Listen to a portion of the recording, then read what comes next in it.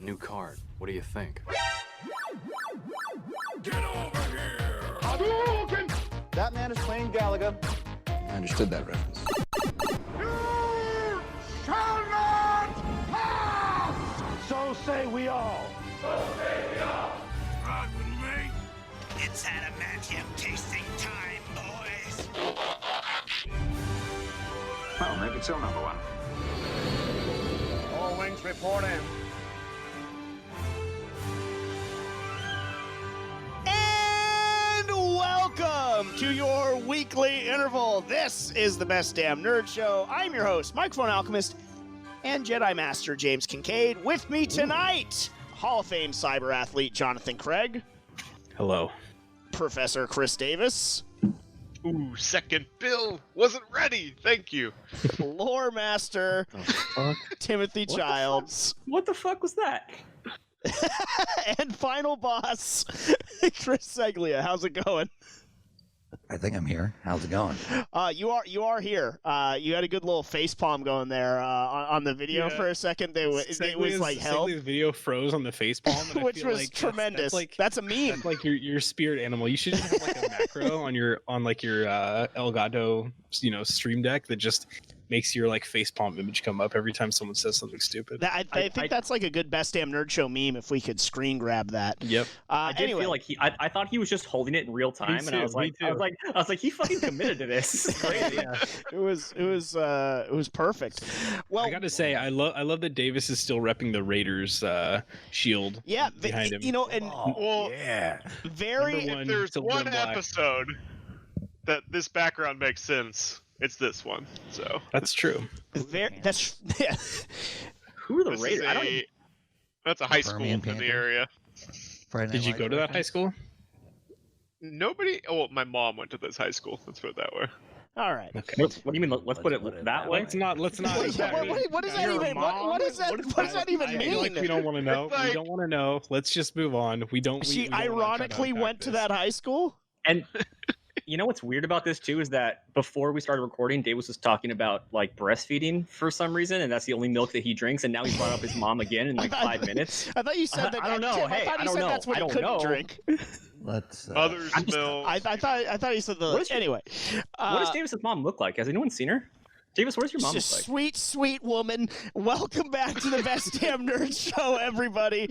And yes, David bringing it all back around. Davis being in front of a Raiders logo is apropos of tonight's episode because we are talking jocks versus nerds, sports versus esports. Are sports nerdy? Are they good friends? Are they better enemies? Here on the Best Damn Nerd Show. And I want to start things off talking about esports and sort of the background on their origins and how they came to be. And I know Seglia and John, you guys have been heavily involved in that world. And just take me and us through, sort of those origins from your perspective. And, obviously being here on the Tenno Media Network, that's a big part of what Tenno is and has been, and it continues growing. And Segs, talk about esports and competitive gaming and sort of how you got into that, if you will. Way back before the internet days, people used before to the internet. Before anything, people used to go to these things called arcades. Oh yeah, son. You used to go there, and then in order to play these games, you had to put a quarter down into the arcade. And if you wanted to play somebody, you had to put your quarter up, right? Yeah. In order to stay on the machine, so you don't have to play them, or you don't have to pay anymore, you had to beat this person in order to stay on it. And that's usually what fighting games were doing back in the day. But you could do it for NBA Jam or for NFL Blitz or anything like that. As long as you stayed on that machine, you didn't have to pay anymore. And that's where esports kind of started, in my opinion. There's some real King of Kong shit right there. Yeah, there's numerous documentaries about this shit. It's about some cheating ass dude and playing Donkey Kong back in the day that was like speed running and shit that got busted. Yeah, but like legitimate cheater. Was he actually cheating? Yes. Yeah, he actually has been exposed for cheating since then. Yeah. Oh shit. Damn. Anyway, so yeah. But that was the origins of it for sure. People got together in arcades to prove who's the best, right? and it's only evolved since then. And now, we do this shit in arenas and stuff. Yeah. And it's pretty crazy.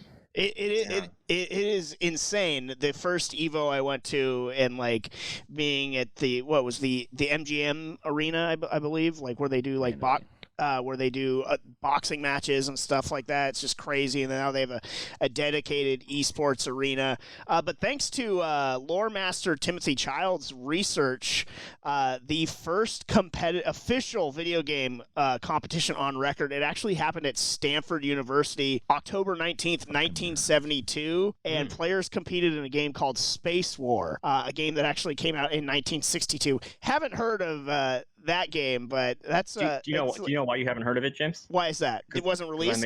I made that shit up. Did you really make that shit up? God damn it, dude! What the fuck? No, I didn't. That's real. That is real. It is real. I Googled it and everything. So I don't know what to believe now. No, it's real. It's real. I mean, it makes sense, right? Stanford game called Space War. It's real. Trust me. He sounds confident. I mean, it's real. This it's is real. like Google it. A real beyond belief situation here. I don't believe it. Okay. Tim, I was trying to put over the fact that you were living up to your lore master name and that you did like this research, and you just ruined it. I did my research, man.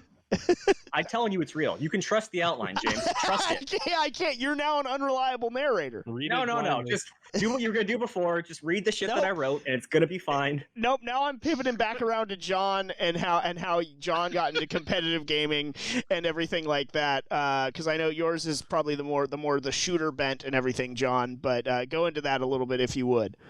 Yeah. Well, one thing I want to say is I think esports is a relatively new term. So even though it's a good buzzword and it's something that helps people kind of understand what's happening, this, competitive gaming has been happening since the origins of video games. People have always just been getting together and play it. And I think that's what Seglia was alluding to with what was happening in the arcades. And I think as soon as we had home consoles and computers that could play stuff, people were self-organizing and competing. While that event in 1972 might have been the first big sanctioned alleged event. Yeah. My guess is since the game came out a decade before, there had already been a bunch of grassroots events and local things happening that people didn't even know about. And that's kind of where I started in competitive gaming. I started after the arcade scene. I started more in the PC, LAN era, and I was playing Counter-Strike a ton. And with my cousin and some of his friends and some of my friends from the neighborhood, and we would go to a local LAN center and team up 5v5 and compete against other teams at the LAN center. And then eventually we started traveling to tournaments around California. And oddly enough, that's actually how I started doing video production, because I was making Counter-Strike movies back in the day, little frag movies. And that evolved and I went to school for it. And it's weird that it's come full circle because, as Seglia has grown and been able to do a bunch of fighting game stuff, for his career, I've also been able to do some esports production in the last couple of years, and it's really exciting. But kids these days just don't understand the struggles that we had back then, man. Competitive gaming then versus the esports world now, two totally different beasts. Now you can be an aspirational Fortnite player and compete for $3 million at the World Cup. Back then we had one tournament every 3 months, and the grand prize was $1,000 split 5 ways. So that was only for the tier 1 games too. And that was if you were one of 30 teams that made it to the top, and it was hard as hell. There were 2 teams that won every $1,000 tournament, and that was and everyone else got nothing, right? There's no money being handed out. Yeah, exactly. It's winner take all. That was that type of tournament. It's fucking crazy. The biggest prize in SOCOM history was a trip to San Francisco. Nice. So it was, amazing. It was It's like the Pagliacci joke, but I live in San Francisco. But dude, I think that's what made competitive gaming so pure back then, because no one was streaming it. No one was making piles of money either as a content creator or a competitor doing it. You only did it for the passion and for the fun, and because you were a fucking nerd that couldn't catch a football. And so it was your one competitive outlet to get out this little energy that built up. And I don't know. It was such a good outlet back then. And I'm so happy that it's grown and that, kids these days have an opportunity to do it and make a living at it. It's so streamlined. Yeah, It really is. Yeah, definitely. You mentioned growth. Seglia, how have you seen sort of, you're talking about the prize money, just year over year, the growth within, esports, competitive fighting games, whatever you want to call it. What has that been like? Because you got in very early on, and it's just been this sort of meteoric rise, I feel like. So yeah, I started I was a competitive player in a few games, mostly SOCOM back in the day, and then I stopped cold turkey for a few years. And then I started kind of getting into competitive fighting games around 2009. Were you playing, or did you come straight in to do content? So here's my origin story with the fighting game community, right? My friend, my roommate, Evan, he was really good at this game called Third Strike, Street Fighter 3 Third Strike.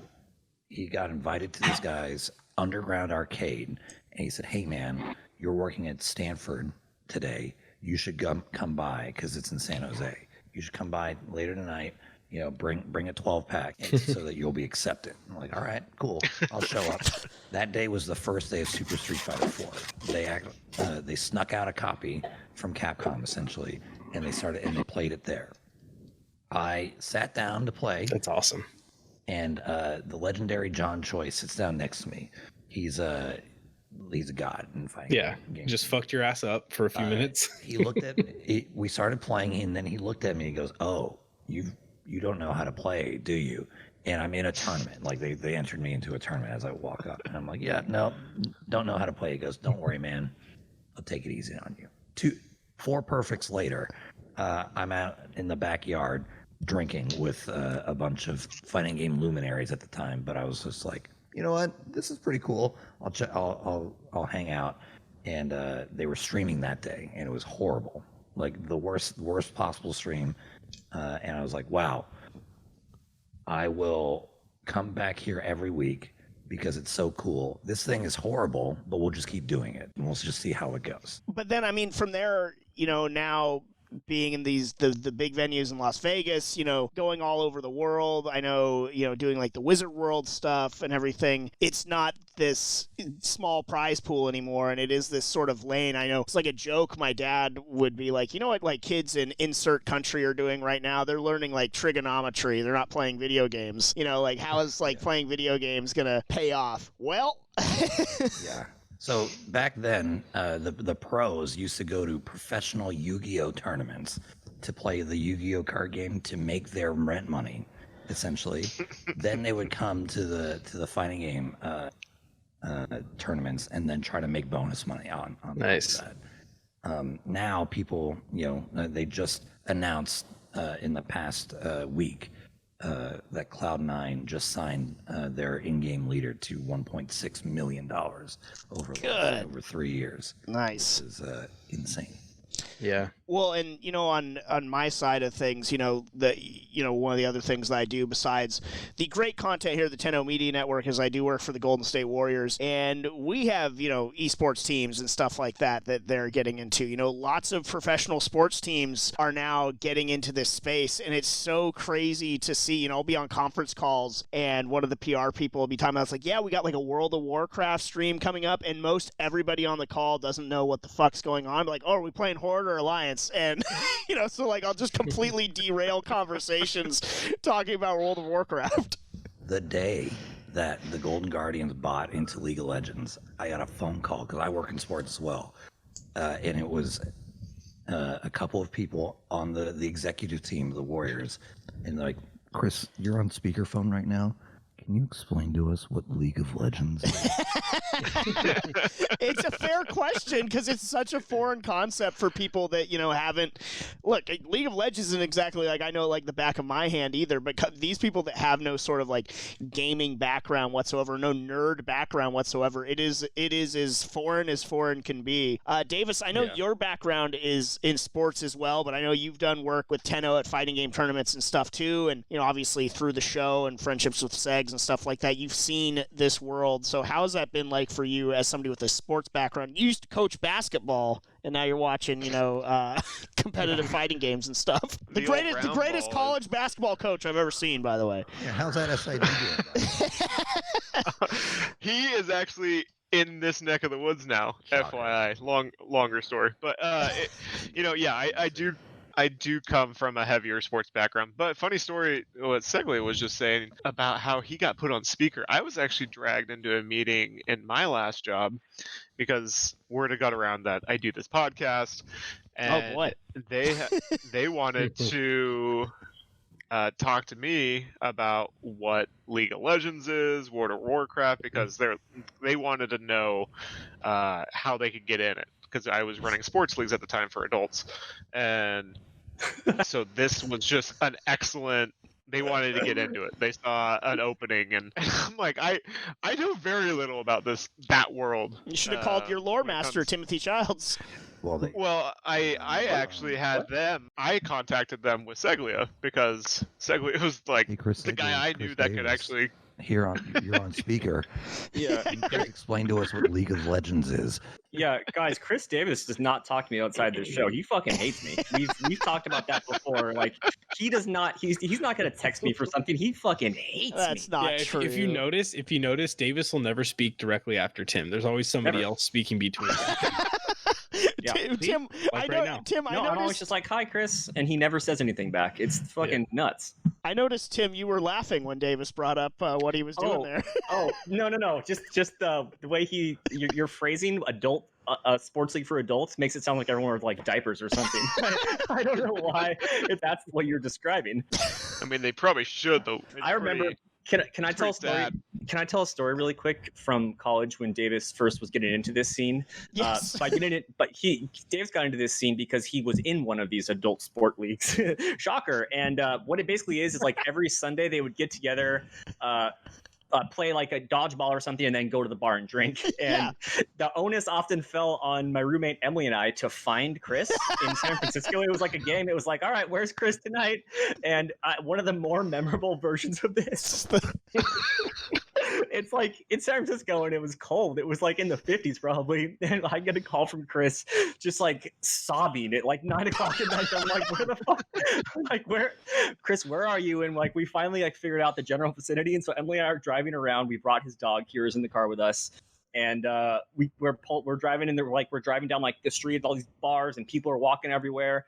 And then we get to one corner and we just see this guy in shorts and a t-shirt. Everyone's got like jackets on, and he's just standing there against the side of a building with his head down, just staring at the ground. And we just like ushered him into the car. And we brought I think maybe you had peed yourself. I don't really remember like the details. I don't know. Hey, I like that. You were wet. You were wet, Chris. I like that that's not a confirmed detail, but you decide to throw it into this. Maybe he pissed himself. I can't say for sure that he didn't. Might have. He may have, so I'm just going to throw it in there as a detail in the story. Oh my god. It's ridiculous. But anyways, Chris took that.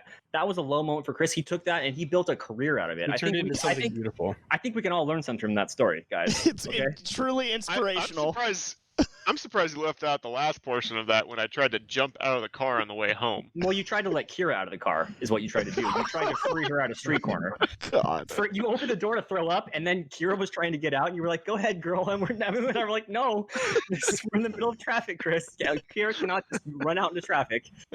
Jesus Christ, dude. I'm amazed that dog is still alive. I'm amazed. They're still great. So from that background, Davis, to Seglia's world, what has that been like? It's been wild, just to see, because I remember even just going with Seglia to the bar in San Francisco in the Sunset District. Dragon Lounge.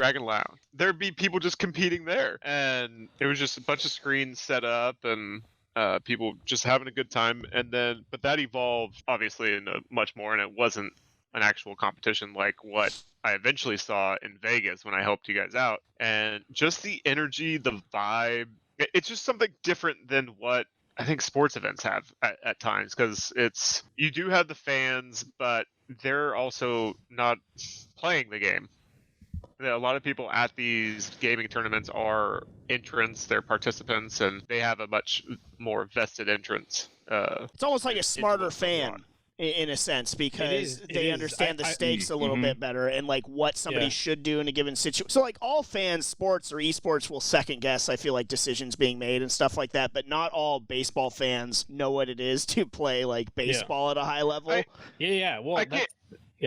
I'm a huge sports fan. I go to a lot of games, and when you're in the stands it is hard sometimes listening to people talk about sports and what they think they know about it. It is hurtful to somebody that enjoys it so much. Sometimes. Yeah. Well, I've worked on a couple esports productions, and like the publishers always want you to like dumb it down to reach like the widest possible audience, which I always feel like is a huge mistake, because the reason like esports is such a niche thing in gaming, and the people that like esports or competitive gaming, like most of them are playing the game at a high level, or at least aspire to, so they understand the game differently. It's not I actually do think that's something that separates it from sports. I mean, I watched James, who pretends to be a big football fan, try to throw a football one time, and just the limp-wristed manner in which he shot the ball. I don't think I've ever tripped over his jeans. I don't think I questioned the validity of this story. I don't think I've ever thrown a football in front of you, John. That's ridiculous. I did on the campus quad one day, and it registered in my brain. Like, I was so horrified just knowing the amount of stats that you talk about with football. I think he pissed himself too, right, Tim? Oh, he may have, dude. In any given situation. I do want to say though, to John's point, I think and to what Segley was saying also, part of that I think part of there's a pro and a con to your audience also being at a high level in the thing that you're doing, which is that I think it's part of the limiting factor of a video game audience, which is that in order to I think at this point in esports, in order to really appreciate esports at this level, you do have to play the game, and you do have to understand what's happening. Because I know you're going to say you don't, but I think that's and I love them. I think it depends on the game. Well, let me.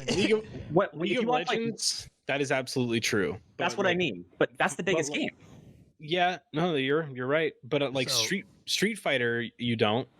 And even like Counter-Strike to some level, like I think it's pretty apparent what's happening. Let me tell a quick story to contradict Tim there, or contradict Tim. Is that so? I think it was CEO in Daytona, and this is not to completely shit on your point, Tim, but just me like shit on it, James. Shit on it, you little bitch. I want. I've worked some stuff with Segs and Tenno, but I am by no means a competitive fighting game player at all. Despite what John says about how I throw a football, that's also not accurate. But at this tournament, there was this American player that was like getting further in Tekken than pretty much I guess anybody had in a long time. And I'm sitting out, I don't know, I didn't grow up playing Tekken. I'm familiar with it, but I didn't grow up playing it. So I'm sitting out in the crowd, on the job, but sitting out in the crowd, and the entire crowd just starts chanting USA, USA, and it was sports. So James was bought in right away. It was just like being at like a sporting event. It was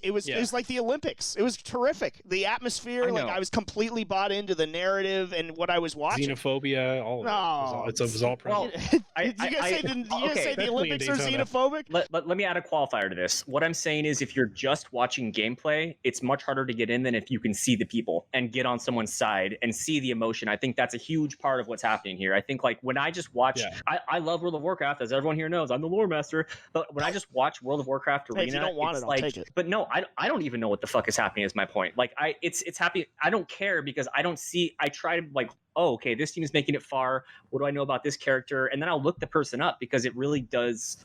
Having a face connected to this really helps. Especially in esports, it's very important, I feel like. It especially helps in World of Warcraft because that's an unwatchable esport.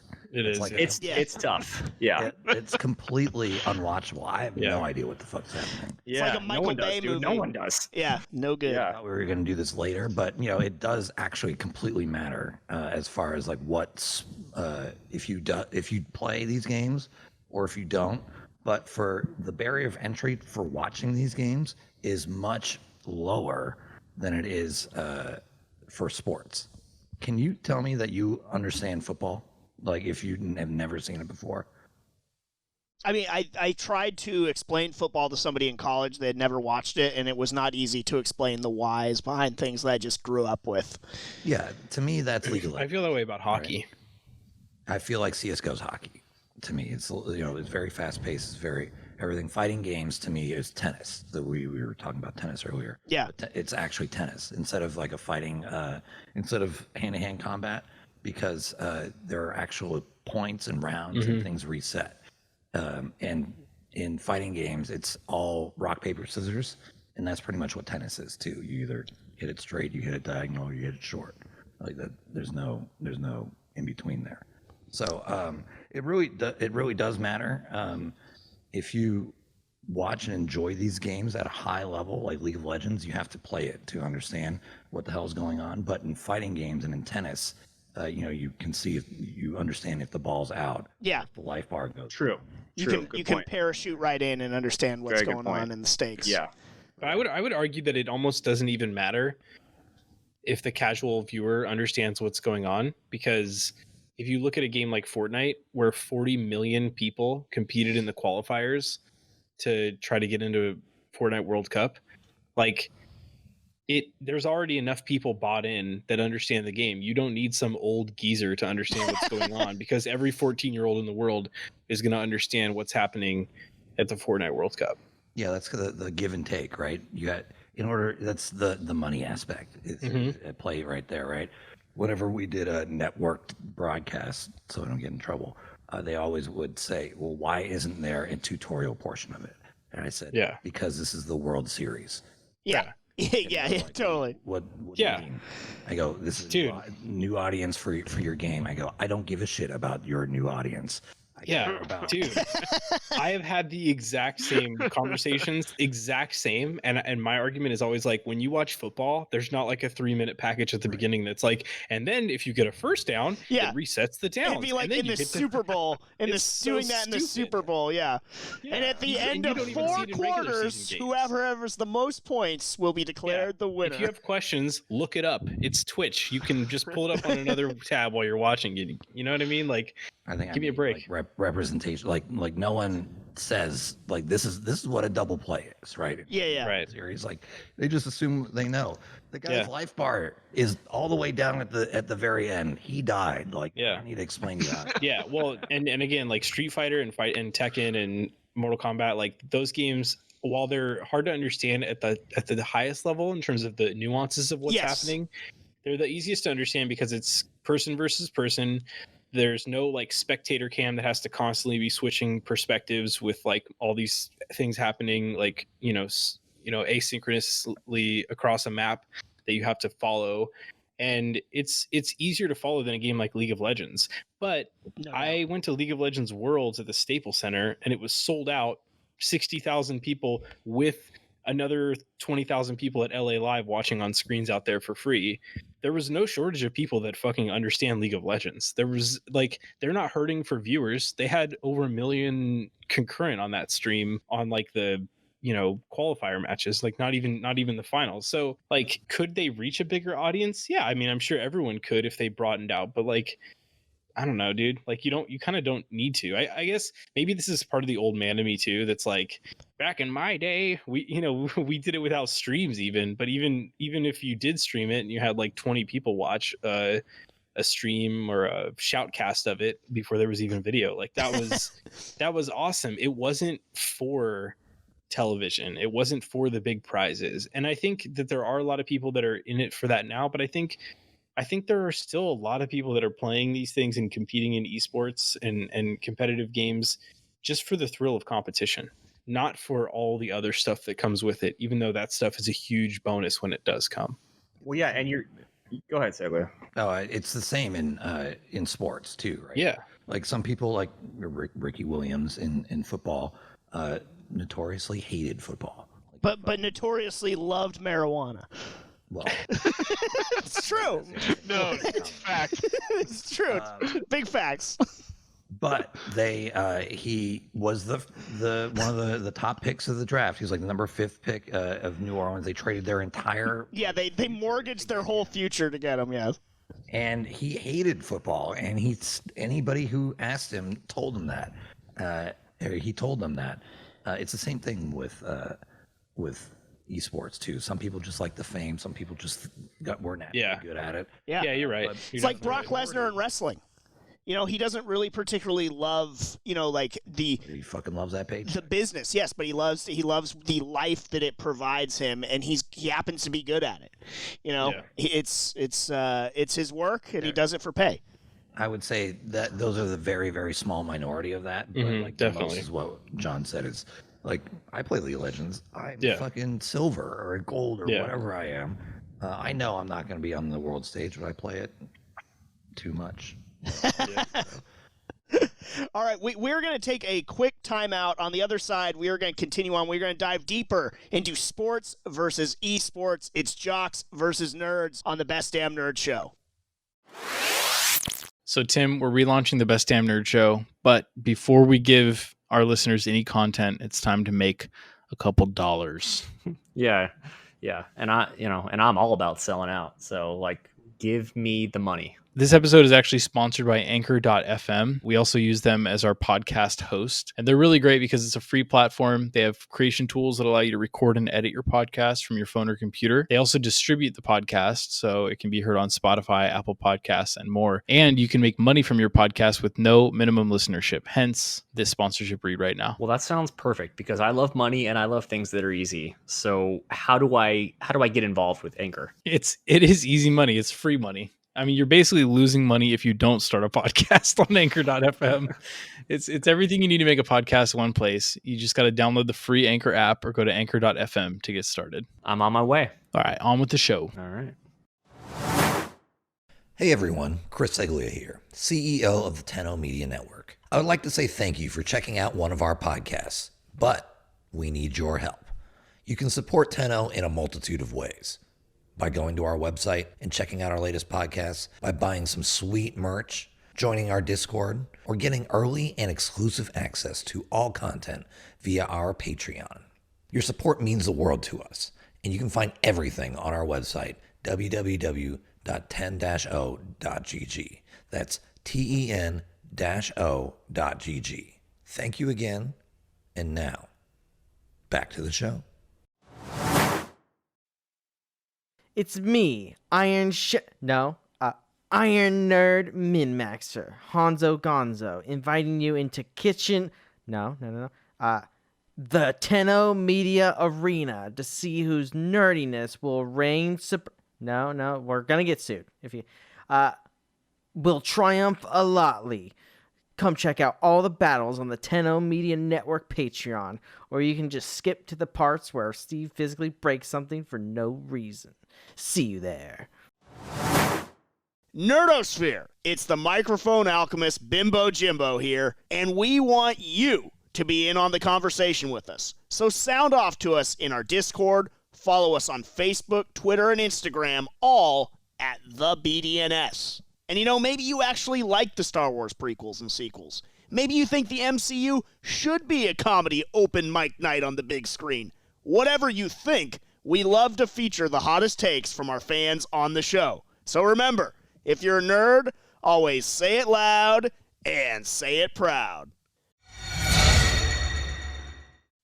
Welcome back to the Best Damn Nerd Show. We are talking sports, competitive gaming, sports versus esports here. Which side are you on?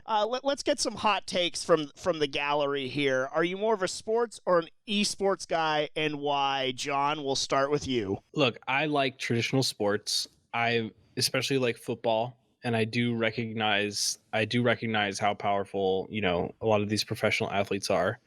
That being said, I think it's hard to argue that esports and esports athletes are not more impressive.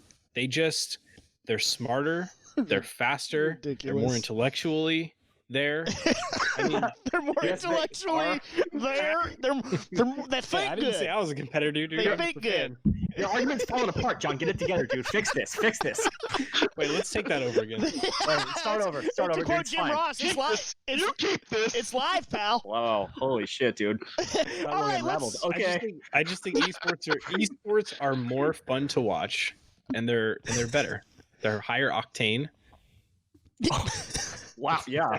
I mean, those are words. You guys keep giving me more time. I'll just keep putting words out there. Good God.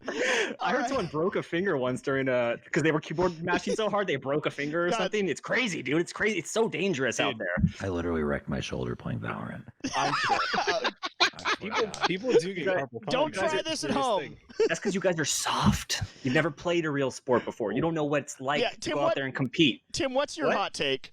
My hot take, I'm obviously I've been a Bulls fan my entire life. No. I'm here to rep sport. No. What? Name three players that played for the Bulls. No, that weren't in the Last Dance. Michael Jordan, Charles Barkley, Peyton Manning.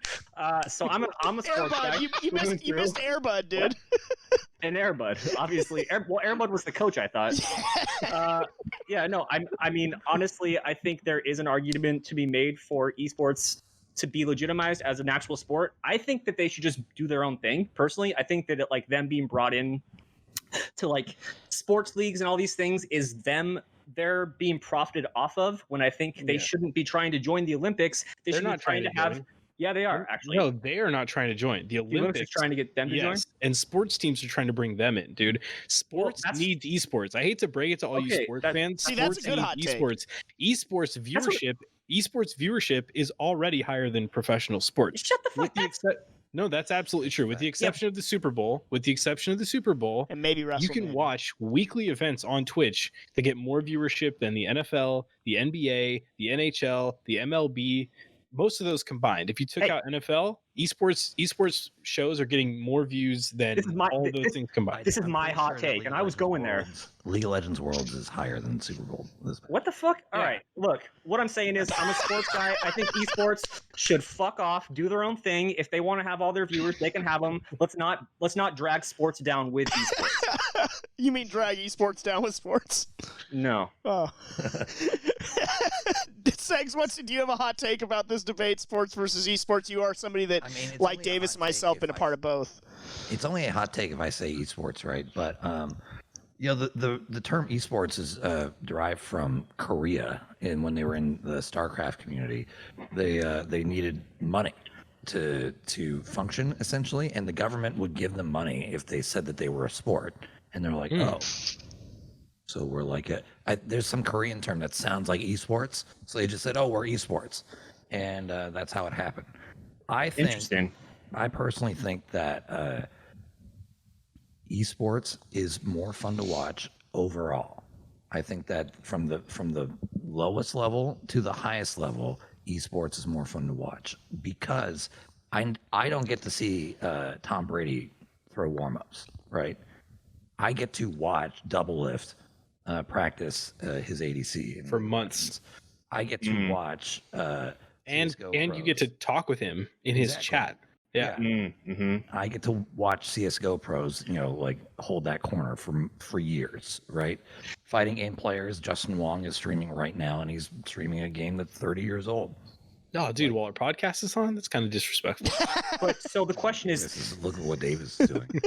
But so Segway, you're equating them to professional athletes in a way that you're saying I get to watch Peyton Manning 8 hours a day is what you're saying. That's like the level some of these guys are on. From the lowest level of content, which is legit if they snuck in a camera at practice, for any football team or tennis player or whatever, to the highest level, I think that esports is better personally, and I work in both.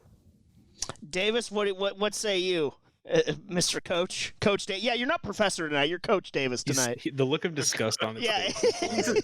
He's a sports. He's like me. How about them Raiders? Yeah, I think we obviously know where I'm going here. Raider Nation represent. I really do dig watching esports. Mostly just in person when I'm with people. I can't just sit and watch it by myself. I need the vibe. Yeah, no, I've sat and watched Twitch, and like I don't get it.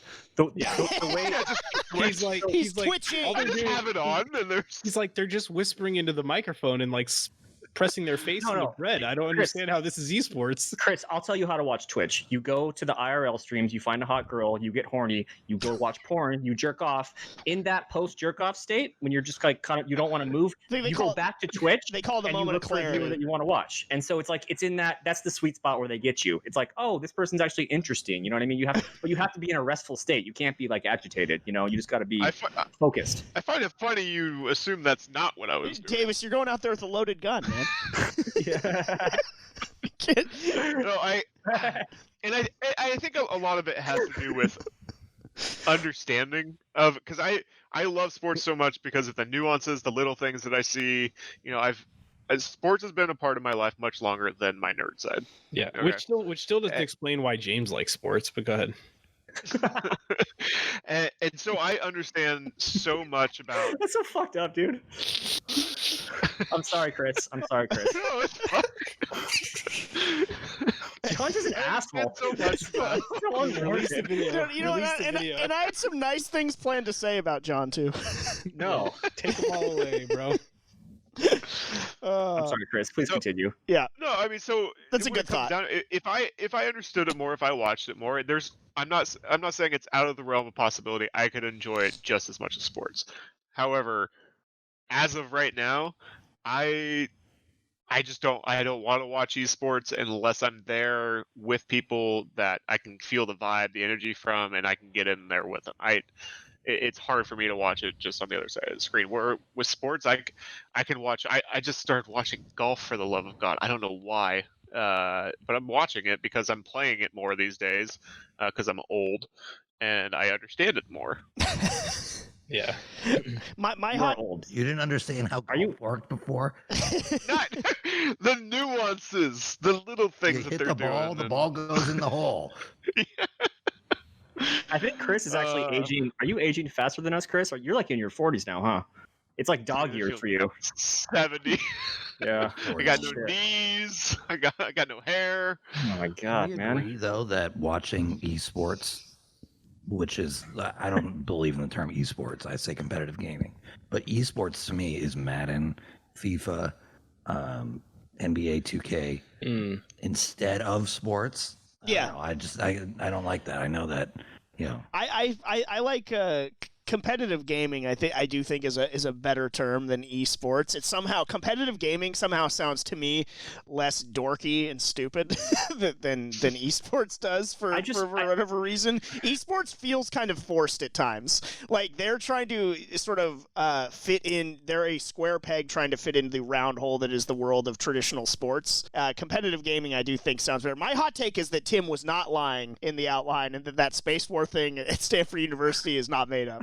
I'm going to take a leap of faith and believe Tim that when he said the first competitive video game was Space War at Stanford University. I'm going to believe you, Tim. I'm putting my heart and soul out on the line for you there. But while there are similarities, I think John's claim is completely ludicrous in terms of the fact that, like, you know, being a competitive gamer is harder than, say, being LeBron James or Michael Jordan or any of these top tier athletes, or Roger Federer or a Rafa Nadal or anything like that. Now, there are definitely lots of similarities between, you know, sports and competitive gaming, and I enjoy both, and I've been around both my whole life. Well, not competitive gaming, but certainly video games and nerdy things. But the idea that these e-sportsmen trump traditional sportsmen, John, is just completely ludicrous.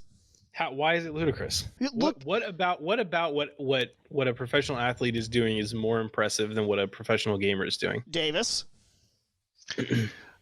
So, Coach, I've been thinking about this a lot today. Davis has a PE degree, guys. Before you start, I do. because I think I have the answer, and Davis is going to take it into a whole pro sports level. But I just need to know. I think the moniker esports needs to change. I think that we need to go to competitive gaming. All right. Don't say esports, because when you think esports, you think that they're exerting some sort of physical energy and things like that. But what is the definition of a sport to you guys? A game. It's just a competitive game. A sport? Yeah. See, I will actually. No. I would actually say no to golf. Racing a sport? Well, I think the auto racing and golf comparison to competitive gaming are actually those are the most sort of congruent, and where I would give in a lot of ways an edge to to competitive gamers. A lot of Olympic sports. I think there's an argument way more people watch competitive gaming than most Olympic sports, though. That's why they're all getting canceled. Oh yeah. That's why they're begging game publishers to put their games in the Olympics. Yeah. I feel like the argument is that, like, we are using a similar physical and similar mental. We're in a similar physical and mental state as you guys. We're doing different like physical things. We're not on a football field crashing against each other, but we are. The reaction times on some of these guys and the level of skill that it takes it's a lot of very similar skills. It requires a lot of similar traits, physical traits and mental traits to these high level sports. And so I think I would even argue that a lot of these people, the type of commitment it takes to get to that level with anything, you could put these people back in you could start them over and be like, okay, I'm going to focus this person on this instead, and this person would succeed at this thing too. I think it takes a lot of very similar traits to do both at this level. There was a professional Counter-Strike player back in the day that retired so that he could play professional soccer. I forget his name, but yeah, I mean, a lot of people. Ronaldo, I think, was it, or was it Messi? I forget which one. No, it wasn't someone. It wasn't someone who got a big contract ever. But I think ultimately, what the misconception is from people who don't understand competitive gaming is that it's people who spend a lot of time sitting on the couch, drinking Mountain Dew Code Red, eating Doritos, and just playing games. That is a gamer. That is a stereotypical gamer. That is not a competitive gamer, because you can spend 10, 12, 15 hours a day and never become good at a game. Just look at James in World of Warcraft. That'll be the last dig I take at James. I doubt it. I find that highly unlikely, you bastard. I'm just saying quantity of hours is not as important as quality. I'm better at World of Warcraft than you because I enjoy the game. You're just a sad, small little man. That might be true. I actually read the quests. But I think what people need to understand is, to be a professional gamer, a competitive gamer, you have to actually practice. Like it's playing a game in a completely different way than the average person plays. A professional Street Fighter player is spending hours and hours and hours in training mode by themselves, just practicing the same motions over and over and over. Programming the AI on the other side to do certain moves so they can learn how to punish it over and over and over, so it becomes muscle memory. And I think what Tim was saying about a lot of similarities between the two, I would argue that sometimes esports or competitive gaming players, what they're doing can actually be more impressive, and they can display more mastery because they can spend more hours doing it. Ultimately, professional athletes will always be limited by the limits of the human body, what the human body is capable of, and just the amount of hours that you can put your body through training. Tell that to Balco and the steroid companies. They're always pushing the limits. No, but there is a limit. There's a limit to how many times you can run up and down the football field, or, there's no limit to how many times you can swing a goddamn golf club. I guess we're considering that a sport, but you can spend 15, 16 hours a day straight training in Counter-Strike empty servers, throwing smoke grenades and flashbangs and doing aim maps and just master it on a level that professional athletes can't do. Yeah, absolutely. As somebody that's gotten a Fall Guys crown, John could play for the rest of his life and probably never get one. And he just doesn't have the natural ability. He doesn't have any talent for it. So I completely agree with John. I completely agree with John that talent and skill are definitely involved, and John just doesn't have it when it comes to that. Stupid game. Cut Davis off in the beginning. We should let him. Yeah, Davis, please get it back to a little bit of reality here. Just to react to John a little bit, you're talking about how many hours you can practice. If you can practice your sport on the toilet, your sport? No. If you can practice on the toilet, that ain't no longer allowed to talk about. That ain't a sport. What is no. What is the definition of a sport? I agree with Davis on that one. I think that this is over. It's 3 versus 2, right? Tim, you were saying we as just like you were defending esports, like not even 3 minutes ago. Oh, on our side.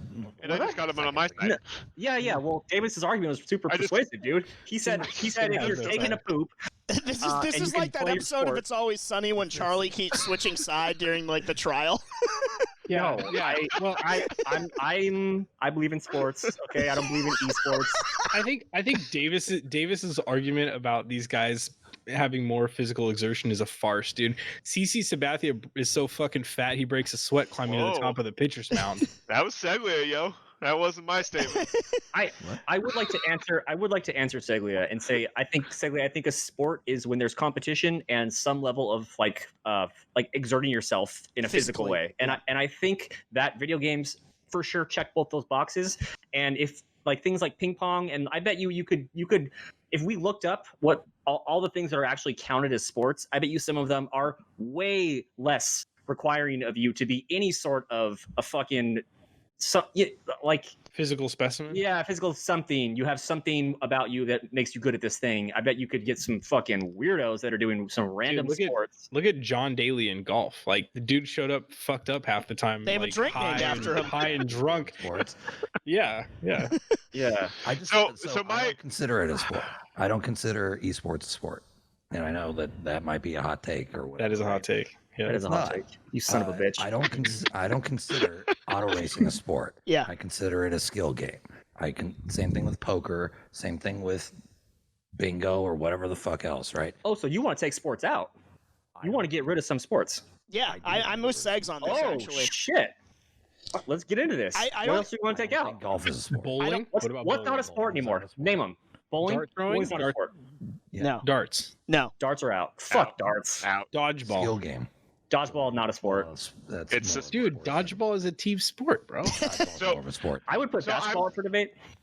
The How more I dare you? was thinking about this today, I think there's something you could add to it because I did read the definition of the sport, and you could easily fit gamers into that. You read the definition of sport. What did it say? It. What did it say? You know, there's Did it a say lot of words. balls? No, there's nothing with balls. I'll tell you that much. Was it just a picture? No. Good lord. But I feel like if you have the opportunity to be physically injured by your opponent, then it's a sport. Well, No. having What the fuck are you wait, talking wait, about? and having That was not in the definition. that you having looked up. played No, video games. it wasn't. It wasn't. But this is like, because I'm trying to define it away from like being able to include gamers to include. Well done. Well done. Yeah. Davis is adding an amendment to it for sure. And having played I think video if you games can with be you, Davis. physically injured. Injured. Dude, what if you're walking up the stairs? Yeah, exactly. This is from a guy who used to LARP, by the way. So let's Or- bear that in mind. Davis, you could physically injure Physically- somebody hurling your controller in a rage, which Yeah. you've done. No. But Yeah, that's you not broke part it. of the game. You broke our coffee table, dog. Like, what the fuck is that? You broke the controller and the coffee table. I came home. I'm like, what happened? You're like, I don't know. I knew. I think the hurdle that is for people is that when you're playing these video games, obviously, you know, especially like with, you know, a Street Fighter or Tekken or what have you, that you're not physically doing the things that these characters that are rendered are doing. So it's a hard mental leap. I agree with Seglia that I actually think that competitive gaming has a lot in common with auto racing, especially or golf. But I think especially auto racing. And I'm not saying that it's not demanding on them because of things that they have to put themselves through. But by the same token, competitive gaming, as John demonstrated, it is a skill. It's a talent. You hone it, you craft it. I think they are skill games. I do not think it is, you know, a sport. I do think that they deserve more respect than maybe they're getting from the sports community, and I think there's some hypocrisy there. But I know that John and Tim have some, you know, thoughts on the athletics or lack of athletes in certain sports. I actually just want to back up Davis really quick here. As far as what you were saying before, Davis, I think that what you were saying is that, like, if you're driving, yes, maybe it takes similar skills if you're sitting at home playing a competitive video game to sitting in a race car, but there's no risk there, right? There's no risk. Like, it's not like it weeds out people that won't take that risk to start with. And I don't know. I feel like is that kind of what you were saying? It's kind of like you're not really putting yourself out in the There's a same way, physical maybe. element to it for sure. Yeah. I said be injured by your opponent. Like, Yeah, but like your opponent, and if you're a race car, then people crash into you. Essentially, the racetrack is your Right. opponent, right? In a physical way. because the other cars can take you out too. You're having to react to their reactions. You're having to modify your behavior based on your opponents. Right, but either way, you're in a situation where Davis, you do you think auto die. racing is a sport, Davis? In this definition, yeah, I do. Ugh. Your definition, is tennis a sport? Ask that Yeah. ask that lines person at the U.S. Open. That's a. I was what I trying. mean. That was the one I was thinking of earlier. I'm like, I don't know how to include that one in, but yes. I understand. I do understand the need to back up the physical component of sports. And definitely, do I like watching highlights where Odell Beckham like lunges backwards and reaches his arm as far as he can and catches the ball midair and brings it in for a catch? It's unbelievable. I watched a play the other night where Mahomes was like diving forward and throwing the ball sideways, and Tyreek Hill catches it in the end zone and like dives for it, and like it's ridiculous and fantastic what you can see. I think that it is short-sighted though to only focus on the physical aspect of these games, because I think part of what makes football so great, part of what makes basketball so great, is the strategy, the mental element of it, no doubt, the emotional element of like playing from behind. Baseball doesn't have any of those things because there is no strategy to baseball. You just kind of lob the ball. How dare you? And honestly, baseball is the one that of all these things should be considered a sport less, because I was looking up like fat baseball players, and there's a list of like 10,000 like morbidly obese pitchers that waddle their way up to the mound and just lob the ball forward as hard as they can. There are few things as sport and as enjoyable as watching Pablo Sandoval leg out a triple in his fat prime, man. There's something about it, dude. That man is an athlete of the highest caliber. There you go. He's a great fielder too. I said before, John Daly showing up drunk and high and winning golf tournaments. Well, what was it? Doc Gooden was high and he pitched a no-hitter. Yeah, David Wells was hungover and pitched a perfect game. I love watching sports, and I love watching competitive games. I just like watching competitive things because I think it brings out a part of the human spirit that can only be brought out in competition. And I think competitive games checks all those boxes. And I would argue that the avatar, like your playable character, unleashes that potential in ways that traditional sports cannot. It unlocks part of the brain and allows you to engage in deeper thought and strategy and emotional battle against your opponent that you can't do if so much of what you're doing is focused on your physical body, like the steps that you take or your strength or power versus the other guy's strength and power. If you take the physical component out completely, you have an incredibly complex set of games in competitive gaming, and that's what I find very attractive. I think the clutch gene definitely exists in competitive gaming, like that mental toughness that whether that's playing at the highest level or it's playing against your brother and you're the little brother and want to beat big brother for the first time and you've just always choked because it's like you've never done it, and like will you ever climb that mountain? Every time you lose, it's like an emotional hit. It's devastating, especially when your older brother goes, "I retire as champion." And then you don't even know if you're going to get to play him again. It actually makes me wonder, like what you're saying, John. It makes me wonder if, like, as you say, you're not limited by your physical body, but you are limited by the game itself. I mean, you can only be if you're the player that's playing the game at the max level. That means that other people can get there too, right? So is that the level that we're seeing from basically all these guys? I mean, you guys would know better than me. It depends on the game. I think mechanically, if you look at a game like Counter-Strike, there's like definitely a group of top tier players that mechanically are very, very close to each other. And I think the difference with them is their ingenuity, their mental fortitude, their ability to stay calm in pressure situations and not be emotionally devastated by like terrible things that happen to them in the game, because ultimately that just happens. Like when you're competing at something, the level of RNG and randomness is high. Like things will happen to you and you just have to recover from them. But yeah, I mean, there's a skill ceiling, I think, but it's so high that I think it's incredibly rare to see someone reach it in a lot of these games.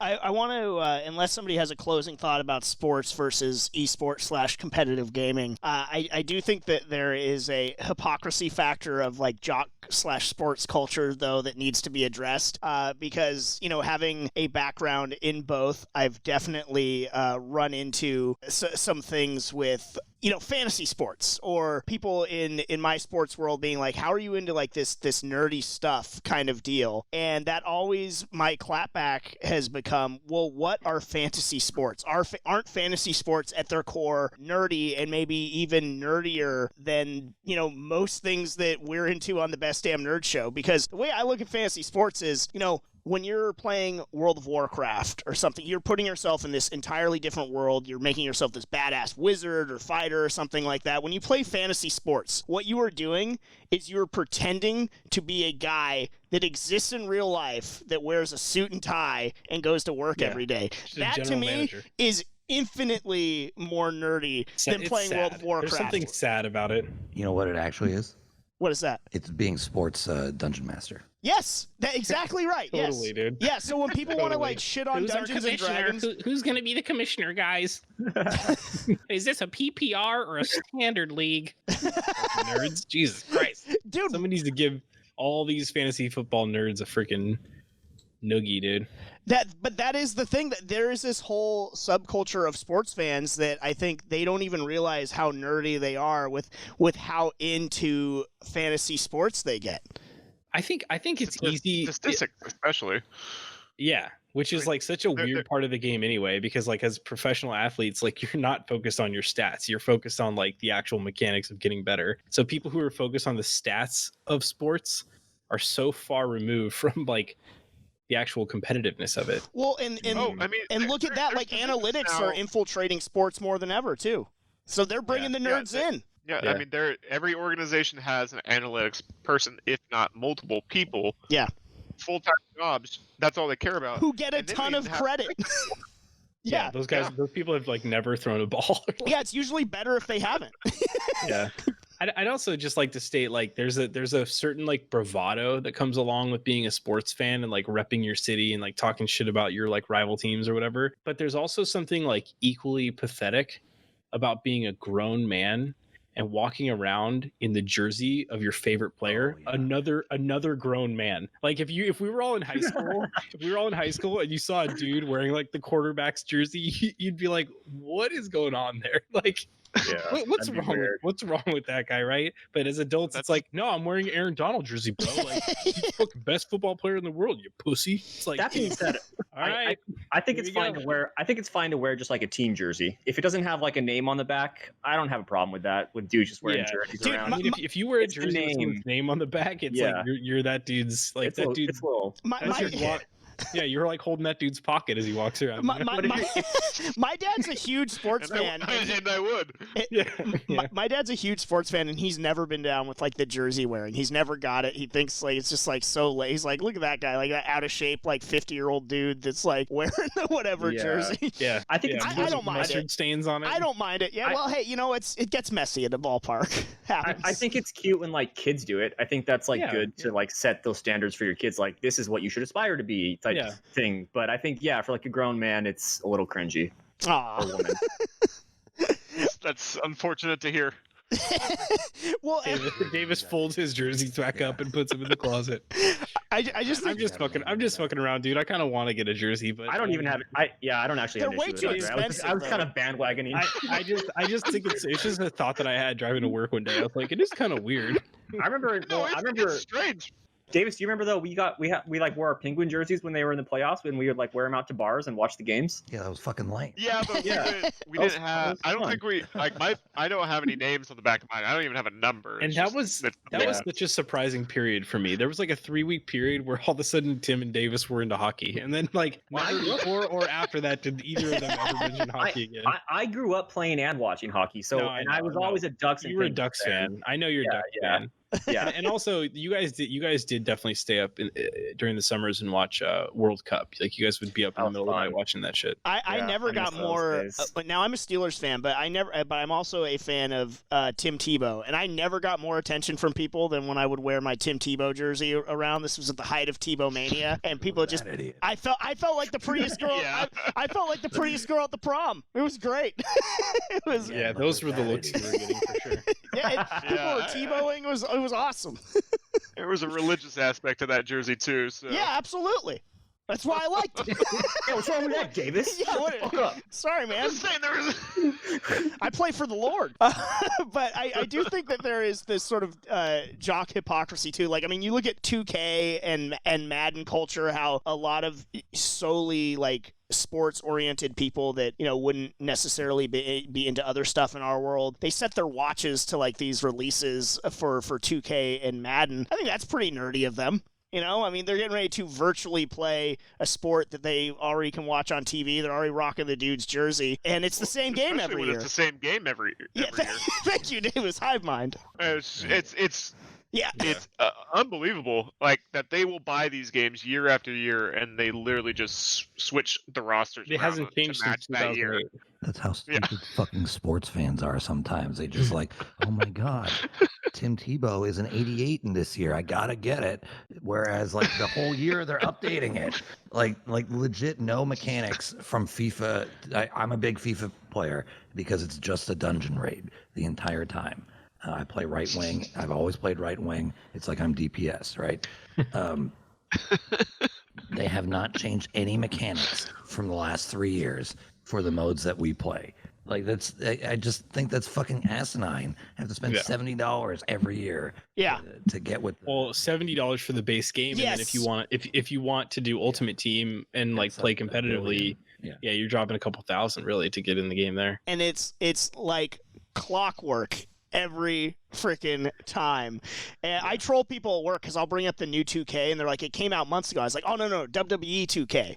Like that's what I'm waiting for. I feel like you guys are being too hard on sports fans, dude. They're not the highest IQ, and I feel like we shouldn't be like intelligent. You know what I mean? Like it's I was just gonna a ask bunch that. of big Like, dumb oafs running around. Like we can't be so hard on them. Competitive sports fans are not. They don't think as good. That's what John's trying to say. You know, some ball players. Some athletes themselves though are nerds for their ratings in video games. You know, like they'll get bent out of shape about their ratings. In pro wrestling, Bret Hart got pissed off at his rating in a video game, which was insane to me. But you know, is what it is. You're actually starting to see a lot more professional athletes like streaming on Twitch and like trying to transition into at least like gaming entertainers. I don't know that many of them have a career in like competitive gaming afterwards, but definitely like the entertainment side of it. We're gonna take one more break. We're gonna keep it with sports video games on the other side because let's bring it all back. We've said our piece, but let's talk about sports in video games, some of our favorites, and some of the moments that sports in video games has given us on the Best Damn Nerd Show on the other side.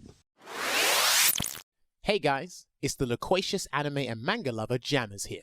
Now, I have watched a lot of anime, and I've read an abundance of manga, so you would think that I have a pretty interesting opinion on the culture. From classics like Golden Boy and Ghost in the Shell, to masterpieces such as Psycho Pass and Gantz. Come and join me as I talk about the world of anime and manga, which has had a huge impact on my life. And who knows, whatever I talk about and recommend to you guys could become one of your favorite series. Ammo with Jammers. It's the microphone alchemist Bimbo Jimbo here, and when I'm not verbally super kicking Last Jedi fans on the Best Damn Nerd Show, or fantasy casting The Rock in another movie on the DLC, well, that's when I actually get to talk about wrestling. That's right, come join me in the Wrestling War Room, where I take my mic to the mat and launch my hot takes about the Wednesday Night War between AEW and NXT. The Wrestling War Room, which side are you on? What up, nerds? Lore Master Tim here. We're excited to be delivering your weekly fix of nerd culture, but it's not enough. We need your life force to sustain us. So use those hot little hands to subscribe, rate, and review us on Spotify, iTunes, Apple Podcasts, YouTube, or however you take your medicine. One of our favorite pastimes on the BDNS is reading fan mail on air. So sing us a song of hatred or love, and you may just hear your beautiful words being featured on an episode. That's why it's important, nay, essential to rate and review us. Until then, as always, nerds, say it loud, say it proud.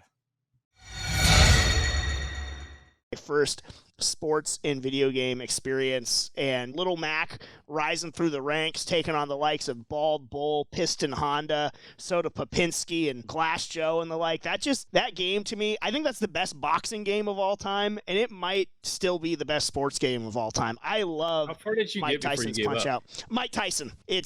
Beating Mike Tyson has been the bane of my entire life's existence, and I tried it on emulators and everything like that. I'd love to come on here and lie to you and talk about how many times I've beaten Mike Tyson, but I'm not going to do that. He's Iron Mike. He's the final boss, and it's impossible, dude. He's got my number. That's a great Sega Genesis game, dude. Yeah.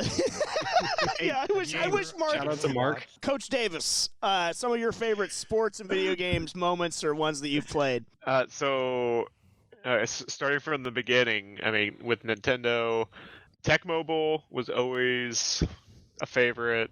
Blades of Steel for hockey. Yeah. Oh, best hockey game of all time. I have a thing for hockey games. I love them. It's probably because I never played growing up, so I don't just like nitpick them apart. But I love playing hockey games. They're fast paced. They're just a lot of fun.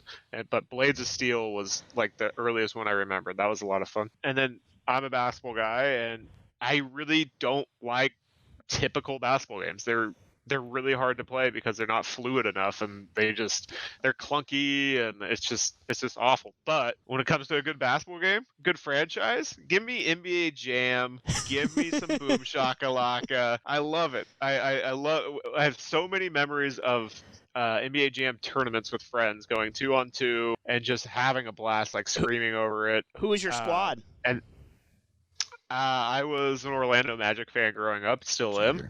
And so NBA Jam Tournament Edition, you get Shaq and Penny. It's the one game you can play with Shaq.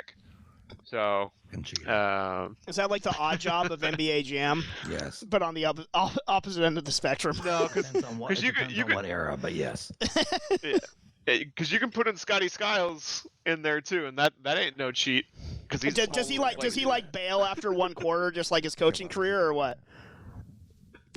No. But and then other great basketball games, NBA Street Volume 2. Yeah. Another great one. It's just like the more ridiculous you get with sports games, I tend to like those more. Like Mutant League Football. Fantastic game. NFL I forget NFL Blitz, amazing. Oh, and NFL Blitz is definitely in the conversation. That's on the Mount Rushmore, I think, of sports games. Oh yeah. That's the one I was going to say too. Yeah. So we can skip me now. But no, go ahead. No. I for real. That's the only sports game that, and I played like a hockey game for N64. But to what Davis was saying about like the more ridiculous, someone brought up Mario Tennis. Yeah. I think before the recording, you guys were talking about it, and that game is like over the top ridiculous, but it's so goddamn fun to play. Like that's a great tennis game. Yeah, it's really fun. It's not anything like real tennis, but I think like David says, the more ridiculous you take the sport, and then you kind of, which is already a badass sport, and then you just kind of make it more ridiculous. What did you love about Blitz, Tim? Just how like the ease of access. If you can kind of button mash it and win the game, which was always I was always like with N64 and all those games, I was always a button masher, except for in what's the one, Super Smash Brothers? I was Captain Falcon, but I was fucking good at that game. But I didn't button mash, but everything else I button mashed. So that's why I like Blitz. Yeah. The hockey game you're talking about you said was for N64. Is that the one where it was kind of like NBA Jam style, where it was 2v2 kind of deal on the hockey rink there? They had a 3v3 one. I thought I was playing on like a full team. From what I remember, you would like slap the puck, and there would be like a golden trail behind it if you would hit it really hard. Yeah, totally. I remember that one. Fun game. Segley, how about you? Some of your favorite sports games? So I played all the traditional sports games like Madden and NBA Live and all that stuff, but I was more into the alternative sports games. So I really like Tony Hawk Pro Skater. Oh yeah, one of my favorite games. I'm solid. Interesting. I'm glad you brought that up. Wait, is skateboarding a sport? I mean, technically yes. Or skate. Right. Okay. I like Tony Hawk better because it was more arcadey. I mean, this brings up a whole new genre now that you bring these up. Jesus. Yeah, you son of a bitch. SSX and SSX Triple. Hell yeah. Hell yeah. PS2 game outside of SOCOM. But, you know, like NBA Street, I'll still take any money match that anyone wants playing that game. I think I'm pretty undefeated, but the best sports game of all time that no one, well, James is going to say wrestling, which I kind of agree, but the second best sports game of all time is Wii Sports. Oh man, now that's the hot take segment. Wii Sports is the best one. Really? Yes. Over your love of Tony Hawk. Yes. Damn, I don't know if I can go that far. I definitely enjoyed Wii Sports. I mean, bowling was a sport that I was with you on taking out of the sports genre, but if Wii bowling is what to me was the pinnacle of Wii Sports. Segley is like digging a fork into his leg while he's saying this. He's like, I love Wii Sports. We had a party one time.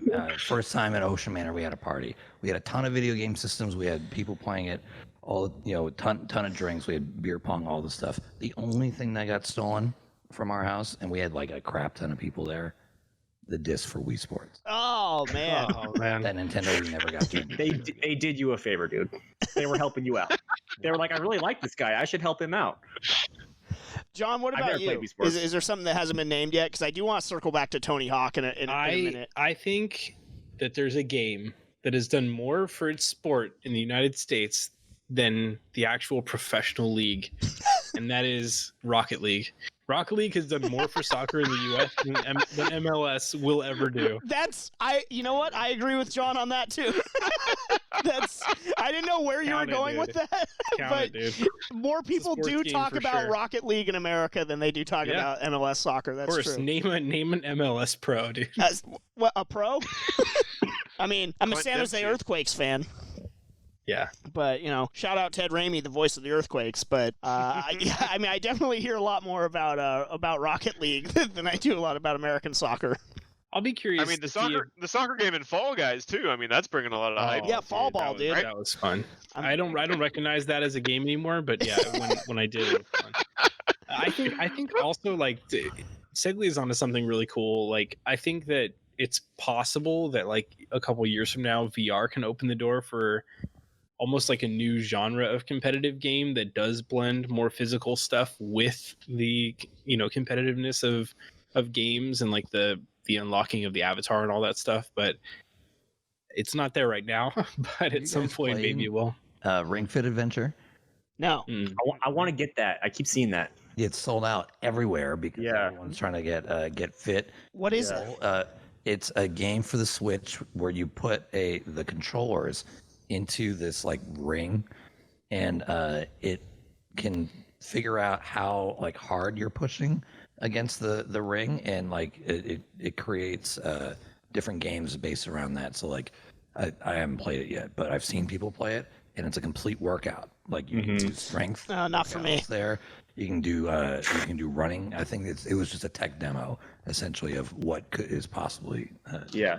No, it looks crazy though. You're like pulling on this thing, and you have to like jump all over the place. And all the videos I see, the people are very fit, very very attractive. See that ruins my buy-in factor. I'd like to see somebody a little bit more my speed playing it on the demo. Like give me the Peloton commercial for that game, and maybe like I'll all the get into videos it. you've seen of people being good at DDR. Yeah, it's like how are you good at this game and you look the way you do? And there's no way I could get into DDR because I know I'm never going to be that good. So I'm just going to look like a damn fool up there. I want to go back to Tony Hawk because extreme sport or not, that game was a big time phenomenon, and they've done the remaster for it now, so it's getting new life, and people obviously very excited about it coming out. What was it about Tony Hawk that hooked you guys? I was admittedly terrible at the game. I loved playing horse, and I would rep Bucky Lassick and everything like that. I was not a great Tony Hawk player, but I loved playing it. Which what was it about Tony Hawk, and which one was your favorite? Seg, since you brought it up, we'll start with you.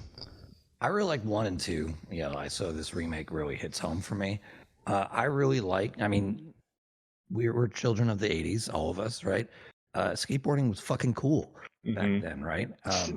But I had an Asian mother. I was not allowed to go skateboarding anywhere, so this was like my my way of getting into that vibe and getting into that culture and being introduced to people like Tony Hawk was big then. Like I think he just did the 900 on the X Games, and that started going out and being big. But like guys like Rune Glifberg and all the like just Chad Muska, dude. Chad Muska, like there. That was my guy. So many like just cool like things that I had no idea, and just the fucking names of the tricks, like the Benihana, like the the nose grab, like the dark slide, like all the dark slide, crazy good.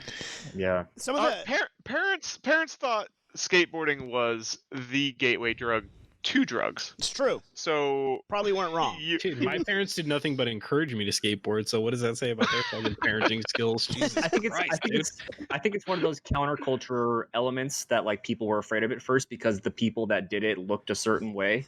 But skateboarding is the D&D of the sports world. What's funny? So I live in K-Town, and like a couple blocks over, there's a big building with like a courtyard area, and it has these concrete structures that I guess some famous skater like Instagrammed himself doing tricks on recently. So now there's just like 30 to 45 skaters down there every day on the weekends, like they're wearing their trying to do the masks. tricks. And it's funny because like because they're posers, as you would say, because they like skate really fast and they like look like they're about to like do some crazy trick, like jump down these stairs, but then they'll always like bail right before they do it. But it's like just the like ride up to it like makes them feel like a skater, and that's all they kind of need to like keep going.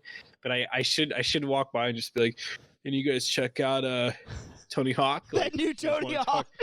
You guys want to talk fucking Chad Muska, bro? Tony Hawk, what's up? And before I forget, the best thing about the game was the fucking soundtrack. Oh yeah, no doubt. It was the first game that really had a soundtrack that spoke to me and my interests. Definitely. So that's why I love that game. It was so replayable, and I honestly can't remember if I even played anything beyond the demo. Like I don't remember playing the full game, or if I just played that demo forever. I don't know. Yeah, I don't remember what the difference was, but I feel like just the how game had a ton more levels.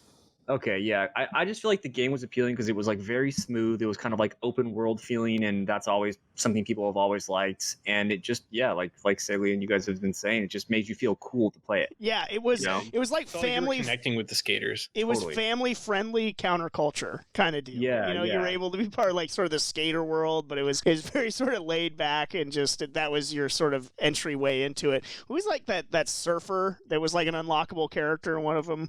Like, Kelly Slater. Kelly Slater. There it was. Yeah, I think Spider-Man was in. I don't know if the first one or the second one. It's like the original Fortnite. Yeah, you had some cool unlockables in it too. And again, I was awful at it, but I actually enjoyed watching players that were good play it as well. It had good sort of watch play value as well. Tony Hawk was just like one of those. It's like the original Twitch, dude, going over to your friend's house, like reading like button inputs out of magazines for them to try out. Yeah, it's original Twitch chat. Totally. And I know we were talking a little bit about how like Madden and 2K and FIFA, it's the same game every year. But from like the friend side of things, like playing your friends in Madden or a football game or whatever sports game, always, you know, had a certain appeal. I know John and I had some epic epic battles on Madden back in the college days, where I think we even referenced this on another podcast. Maybe it was off air, but John, whenever he'd be breaking off a big play, he'd just be talking so much trash, going, I got the vision. Yeah.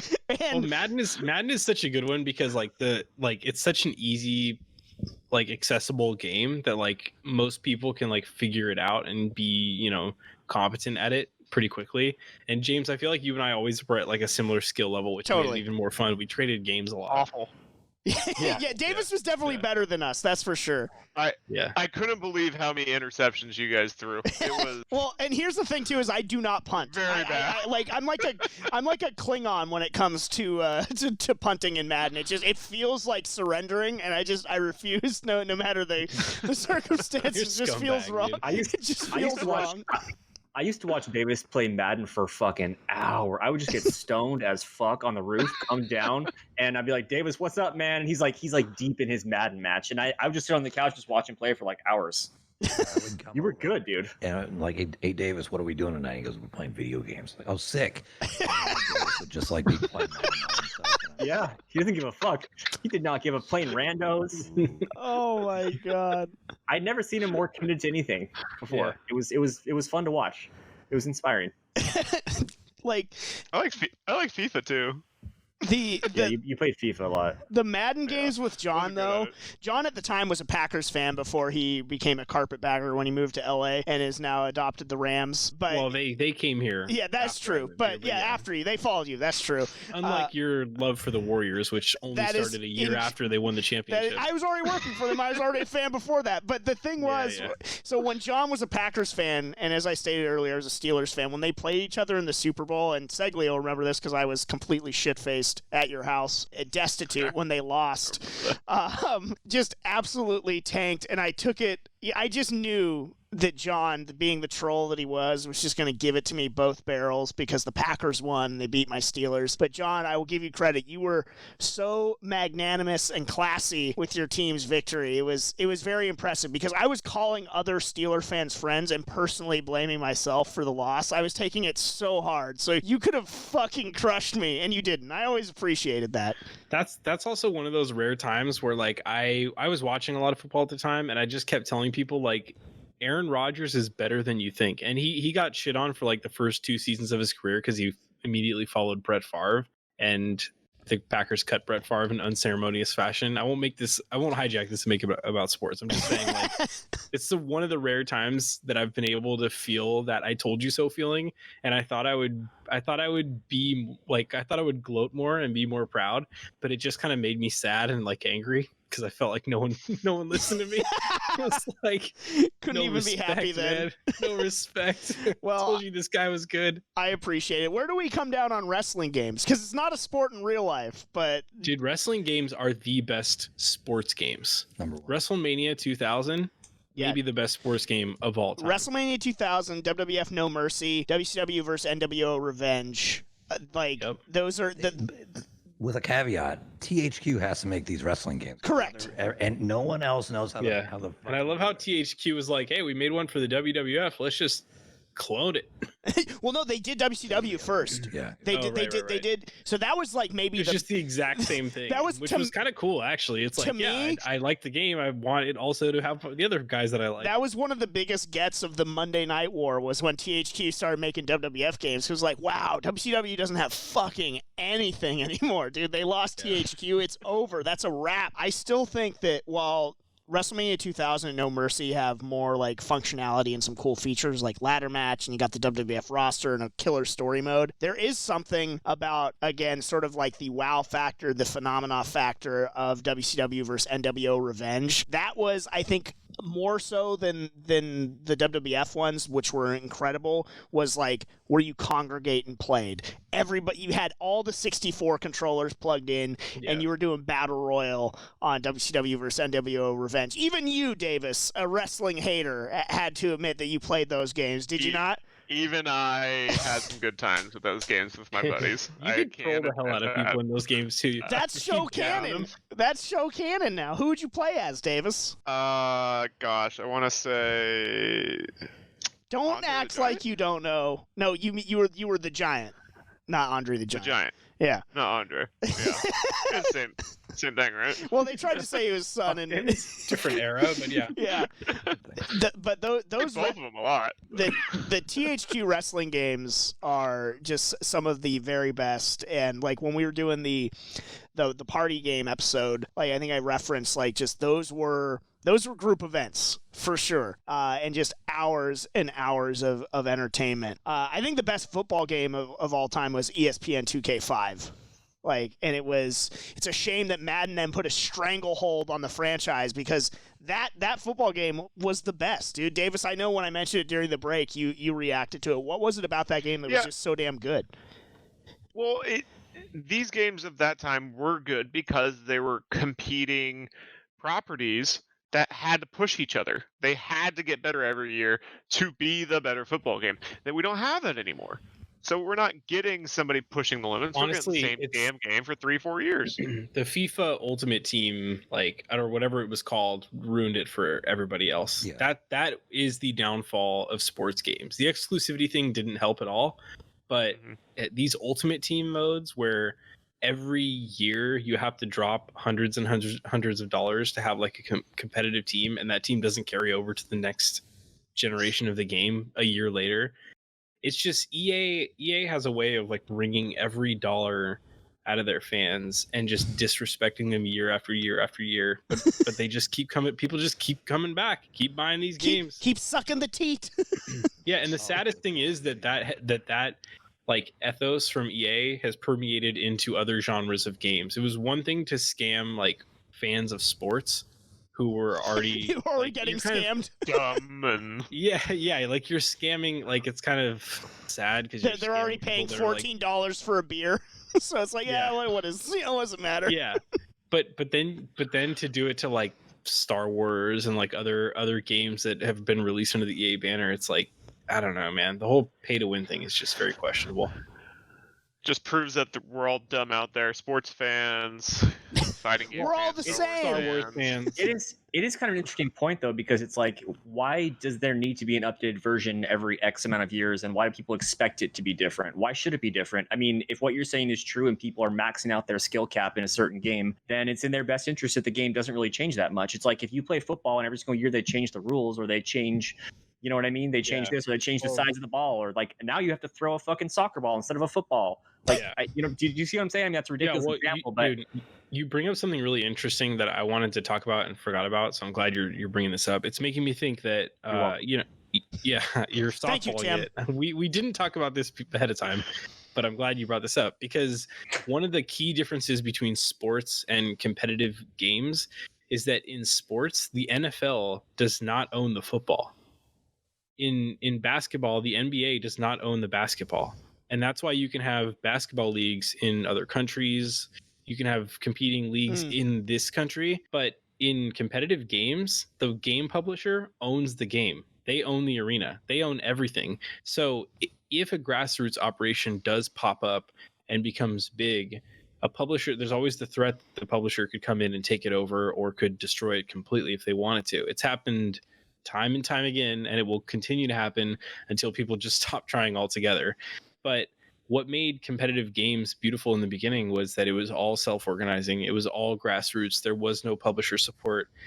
It was always nice when publishers liked what was happening in the competitive scene and did try to support it without getting in the way and destroying it. But over time, you're seeing more and more instances, like Overwatch, for example, is a really big one, that like they would shut other leagues down that tried to come up and operate with their game, and they are the owner operators. And for better or worse, like, you get what they've provided as a competitive league, and that's it. Yeah. And I think that's actually one of the huge pitfalls, and one of the things that will hold competitive games back going forward is not fostering that grassroots community, because that's what got esports to where it is. Or having like a governing body. I feel like at the heart of this argument is people wanting to be recognized as one thing. Everyone that's a sport benefits from being a sport, because you get all of the good things about being a sport, and you get to be your own unique sport. So you're going to have a governing body that kind of manages it in a similar way that a sport is managed. Right now what's happening, you guys know this more than I do, but I assume right now what's happening is that these communities that play these games are completely fractured from one another, essentially. I mean, they come together on certain platforms like Twitch or YouTube or wherever, but the way that they're handled is so different from one another that it's almost impossible right now to bring them together under one banner. So the esports thing that people are trying to say, we're a sport, they're just trying to like figure out a way to fucking manage what the fuck is happening, because people are getting, you know, it's not fair across the board for what's I don't know what I'm saying, but it's a good point. I think the esports orgs are the closest thing to that, because at least some of the big esports orgs own teams in different games.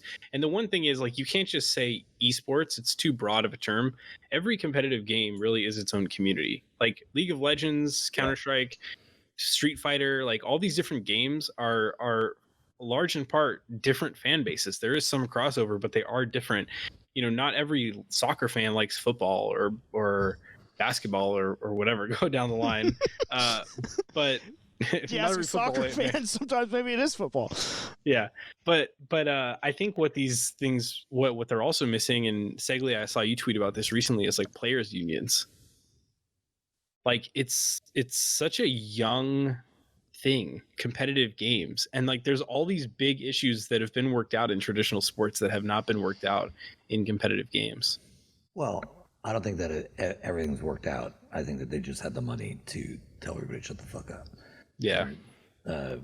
Competitive games don't have that yet, and so it'll take some time for sure. But people are very, very how do I put this?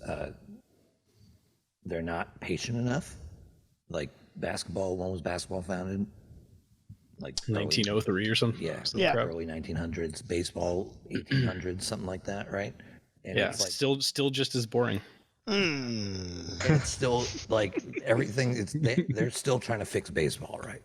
I love baseball, but they introduce a bunch of like rules now to like speed up the game to appease non-baseball fans. But and all they should have done is allow steroids again. Like that's all they had to do to make the sport entertaining. I think Segly had a more valid point.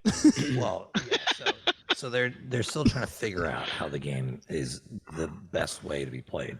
And in video games, like we have patches or like whatever, right?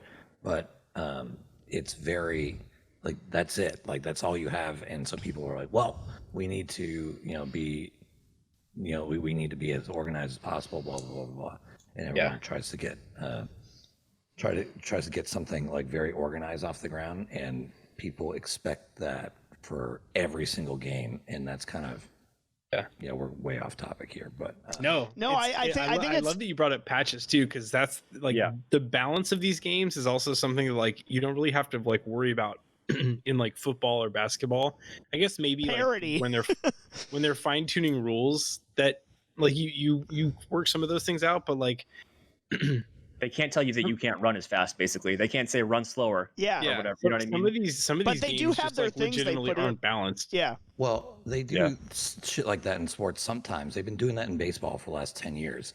In 2015, they introduced that you can do certain things with stats now in baseball, and that opened up a completely new thing. My favorite team, the San Francisco Giants, went from the best team in baseball to obsolete with one rule, because they didn't want to adjust and they didn't want to conform to the rule. Now they're getting back into it and all that stuff, but there are patch notes and stuff like that in sports. It just it's more forgiving in sports because there's just so many more people that they have to cater to. So they just don't really, they don't really give a shit, and they're just trying to put money through. As we are sort of winding down here, I love the conversation. It leads into a question I meant to bring up earlier, but are esports competitive gaming, do you think that it is sort of this continuing way of the future? I mean, you look at like the world that we are in now in a pandemic where you can't pack a football stadium or a baseball stadium like you could before right now. Is competitive gaming sort of going to be able to seize more of a foothold? Is that the future? Segs, we can start with you on that. 1,000% yes. Like there is no doubt in my mind, and that's why I've chosen this career path that for this to happen. Let me just ask you this: John, you have a kid, right? Davis doesn't have one that he knows about. John had a kid. I'm raising him now. It was just one of those things where it's like you're raising him now. Will both of your child play football?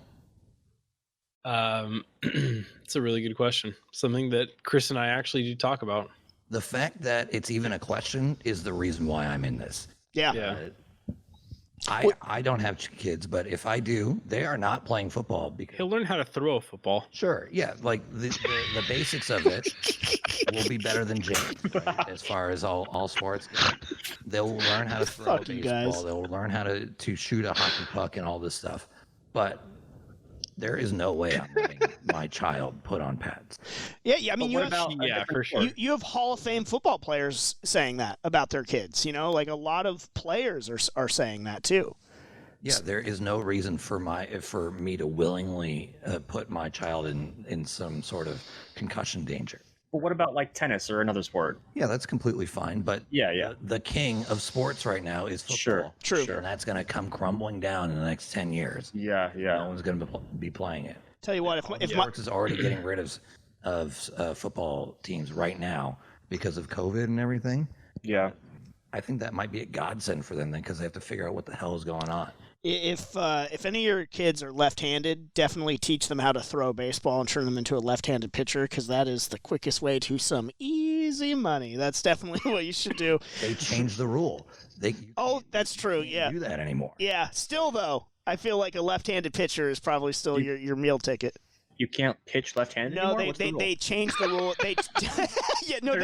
They've actually banned left-handers in baseball, Tim. It's like really weird. Like, no, that's crazy. Get him out of here. You can't make the same amount of pitching changes. So left-handed specialist had this like super niche in baseball that was just like, I mean, they were a top commodity. So if you were a left-handed pitcher, like you're gonna get broke off for sure. John, what do you think about sort of like the future of competitive gaming as it relates to sports and sort of overtaking it in certain spaces? I think the two will coexist, and I think that people will just learn to be fans of both for different reasons and in different ways. I do think that quote unquote esports went through a huge bubble in the last few years, and I think like Overwatch League and then like Call of Duty League have been kind of the pinnacle of that in terms of like just the amount of money invested into these things, from the game publisher to the organizations to sponsors. I don't think that all these investments are necessarily justified all the time, and I think we're going to see potentially a contraction of this bubble as people realize that like it might not grow as fast as they expected it to grow, because I think right now everyone's investing thinking that it's going to just grow on this like parabolic state. But I think it's always going to be around. I mean, it has always been around, dude. It's been around longer than any of us have been alive, and we all jumped in at different points and Tim our awareness level. Yeah, with that Stanford experiment. Yeah, and our awareness of it has changed and grown over the years, and you know, there's always going to be new kids that have summers that they can spend grinding these games and getting really good, and you know, I think it's going to continue growing, and I'm very excited to see it. Well, you know, the counter to Seglia's statement about football is I'm not going to let my kid play video games because I don't want him to meet assholes like you, John, that are going to shame him for not being good at them. So I don't blame you, dude. I don't want him to deal with the emotional abuse that you put me through. It's real. Phone. No, absolutely not. No, they'll get an old. I mean, they can play Snake, I guess. How about a computer? They can play Snake. I'll watch them. I'll put them on like the Super Nanny version. You know. My kid's gonna beat the shit out of your kid. Yeah. I was gonna say we should do a whole episode on like bullying later on, but like there's also this whole myth. Every episode is an episode about bullying, John. That's what you guys do to me. Yeah, it's true. There's this whole myth that like bullying is like this thing that's unique to like games and like competitive games, which is completely absurd. No. Because I remember when I played football in high school, there was this kid every day that would fake an injury to get out of practice, and then people would like make fun of him and make fun of his. Well, I mean, he's faking an injury, and then after like weeks of this kid faking injuries, one day he actually did get injured, and he was laying on the ground screaming that he broke his arm. It's the boy who cried wolf. Everyone gathered around him and were like kicking him and like slamming around. God! Well, that's not bullying. That's on him and making fun of him even more. That's Lord of the Flies. He never showed up to football practice again, dude. John, have you talked to the authorities about this? Because that's a crime. What did you just describe, dude? Was that you? No. Was that you? I didn't. John? No, I didn't. I honestly. John, I think that was you, dude. I'm sorry that happened. That actually explains a lot for why you act the way that you do towards other people, dude. I think that's what, ladies and gentlemen, that's what we call a breakthrough. And that's what we can bring you here on the Best Damn Nerd Show. And I think on that note, that is going to do it for this episode. I hope you have enjoyed Jocks versus Nerds. It's been a lot of fun. Have a great week, everyone. And remember, if you're a nerd, always say it loud and say it proud. John, I'm here for you. It's not your fault. Hey everyone, Chris Seglia, CEO of the 10 Media Network here. Thank you so much for listening to our content, but we need your help. Please rate us 5 stars, subscribe, and give us a shining review wherever you listen to this podcast. It really, really helps us out. And one more thing, please tell a friend if you can. Tell them Tasty Steve, Hanzo Gonzo, Markman, Rip, Ricky Replay, or someone who everyone loves sent you or something. That might help. Anyway, again, thank you for listening. And if you want more, make sure to check us out at www.ten-o.gg, www.10o.gg.